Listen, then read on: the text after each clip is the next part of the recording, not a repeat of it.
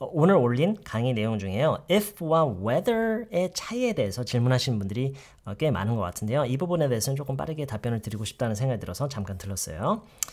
if와 whether, 이냐 아니냐, 인지 아닌지 라는 의미에서 쓰는 if와 whether. 일단 간단한 답변부터 드리자면 비슷해요. 네, 비슷해요.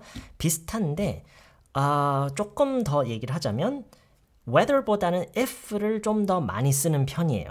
인지 아닌지, 이냐 아니냐라는 의미에서만 봤을 때요. 어느 쪽이 활용도가 좀 더 높냐라고 했을 때는 if 쪽이 좀 더 높아요. 왜냐면 더 짧기 때문에 사람들이 어차피 의미와 어감이 비슷하면 좀 더 간단하게 말할 수 있는 쪽으로 많이 얘기를 하겠죠. 그래서 그런 의미에서 여러분이 비록 whether가 좀 더 의미적으로 분명하기 때문에 그 존재감이라고 할까요? 그 의미가 좀 더 명확하기 때문에 그쪽으로 더 끌린다라는 마음은 알겠지만 if의 활용에 좀 더 익숙해지는 노력을 해보시라고 적극적으로 권장해드리고 싶어요. 무슨 얘기인지 아시겠죠? 자, 이렇게 단순히 어느 쪽을 원어민들은 좀 더 많이 사용하느냐 보다는 조금 더 들여다볼 의향이 있으시다면요. 이런 것까지 생각할 수가 있어요. if는 인지 아닌지, 이냐 아니냐라는 맥락에 좀 더 어울리고요. whether는 A냐 B냐 라는 맥락에서 좀 더 잘 어울리는 경향이 있어요. 예를 들어서 아이폰을 살지 갤럭시를 살지 잘 모르겠어. 이거는 이냐 아니냐의 문제가 아니죠. 어느 것을 선택하느냐의 문제이기 때문에 whether가 의미적으로 봤을 때 굳이 비교를 해서 따지자면 whether가 조금 더 잘 어울려요. I don't know whether I should buy an iPhone or a Galaxy. 그런데 그렇다고 if가 안 되는 것도 아니에요. 아까 처음에 얘기했죠. 대체적으로 교차 사용이 가능하다. 뭐 거의 비슷하게 그냥 생각해도 된다. I don't know if I should buy an iPhone or a Galaxy. 이렇게 나란히 놓고 구분했을 때는 저는 지금 이 예문에서는 최소한 whether가 훨씬 더 자연스럽게 느껴져요. 왜냐하면 아까 얘기했듯이 이냐 아니냐의 문제가 아니라 어느 것을 선택하느냐의 문제이기 때문에 이 시점에서 우리가 어떤 사실을 다시 한번 스스로 리마인드를 해야 되냐면 비슷한 말들이 있을 때 어떤 비슷해 보이는 그런 어떤 어휘나 표현들이 있을 때는 그 자체적으로 어떤 의미나 어감의 차이가 명확하게 드러난다기보다는 그것을 활용하는 부분에서의 차이가 있기 마련이에요. 물론 이제 의미 차이가 있기도 하지만 그리고 어떤 경우는 우리가 그 차이를 전혀 완전 다르게 이해를 하고 있어서 오해를 하는 경우도 있지만 지금 같은 경우도 이거는 어떤 의미의 차이라기보다는 그거를 사람들이 활용하는 방식에 있어서의 차이가 좀 더 크다고 볼 수가 있어요. 왜냐하면 또 이런 것도 있어요. whether or not 라는 이 phrase를 또 어떤 의미로도 사용을 하냐면 하든 안 하든 어떻게 되든 상관없이 이런 의미로도 써요. We're gonna go camping whether or not it rains. We're gonna go camping whether or not it rains.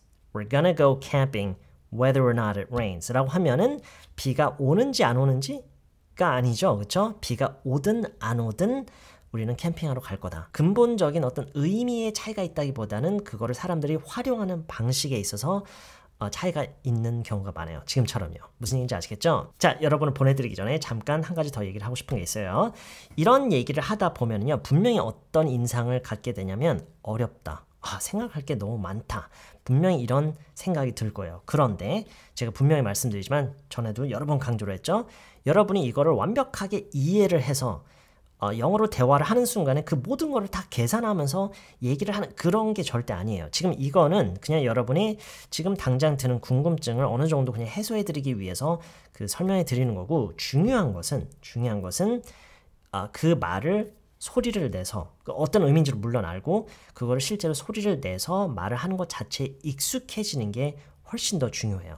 이거를 설령 여러분이 완벽하게 이해를 할 수 있다 하더라도 완벽하게 이해를 한다고 해서 그거를 바로 말로 잘 할 수 있는 것 절대 아닌 거 잘 아시죠? 자, 그래서 이거에 대해서는 여러분이 어떻게 생각했으면 좋겠냐면 제가 방금 설명해드린 부분들 있잖아요. 이거는 그냥 참고만 하라는 거예요. 뭐 그런 게 있구나. 이런 뭐 미묘한 차이가 있구나. 하지만 심지어 원어민들도 이거에 대해서는 크게 신경 쓰지 않는구나. 그리고 활용 면에서 물론 차이가 있고 예외적으로 조금 다른 의미로 쓰는 경우도 있지만 whether or not처럼 근데 if를 좀 더 많이 사용하는구나. 인지 아닌지 이냐 아니냐라는 문제에 대해서 얘기할 때는 if를 그냥 좀 더 많이 사용하는 편이구나. 그리고 더더욱 중요한 것은 제가 보여드린 예문들 있죠. 그 오늘 아침에 올린 영상에서 이런 내용에서 이런 맥락에서 이 얘기를 할 때는 if가 잘 어울리는구나. 이해는 그냥 그 정도에서 하는 게 가장 좋고요. 가장 중요한 거 제가 너무나도 강조하고 싶은 것은 이거에 익숙해지는 게 중요해요.